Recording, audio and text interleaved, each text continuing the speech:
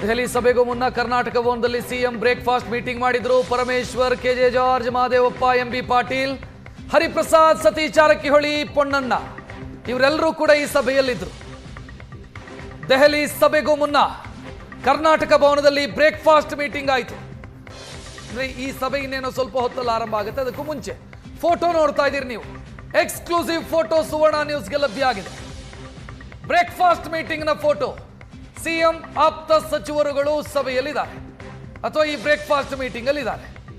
Mahadevappa, K J George, Parameshwar, Satish Jarkiholi ಇವರನ್ನ ನೀವು ಫೋಟೋದಲ್ಲಿ ನೋಡಬಹುದು.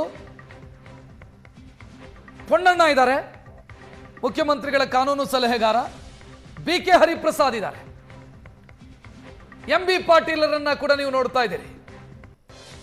ಎಕ್ಸ್ಕ್ಲೂಸಿವ್ ಫೋಟೋ ಸುವರ್ಣ ನ್ಯೂಸ್ಗೆ ಲಭ್ಯ ಆಗಿರೋದು. ಸಭೆಯಲ್ಲಿ ಪ್ರಸ್ತಾಪ ಆಗುವಂತ ವಿಚಾರಗಳು ಯಾವುದೆಲ್ಲ? ನಾಯಕತ್ವ ಬದಲಾವಣೆಯ ವಿಚಾರ ಪ್ರಸ್ತಾಪ ಆದರೆ ಏನನ್ನ ಹೈಕಮಾಂಡ್ ಮುಂದೆ ನಾವು ಪ್ರಸ್ತಾಪ ಮಾಡಬೇಕು?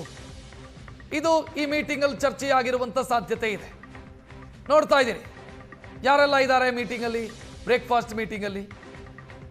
ಮುಖ್ಯಮಂತ್ರಿ Siddaramaiah, Mahadevappa, K J George, Parameshwar, Satish Jarkiholi, M B Patil, B K Hariprasad ಮತ್ತು ಮುಖ್ಯಮಂತ್ರಿಗಳ ಕಾನೂನು ಸಲಹೆಗಾರ ಪೊನ್ನಣ್ಣ. ಇಷ್ಟು ಜನ ಈ ಬ್ರೇಕ್ಫಾಸ್ಟ್ ಮೀಟಿಂಗ್ ಅಲ್ಲಿ ಇದ್ದಾರೆ.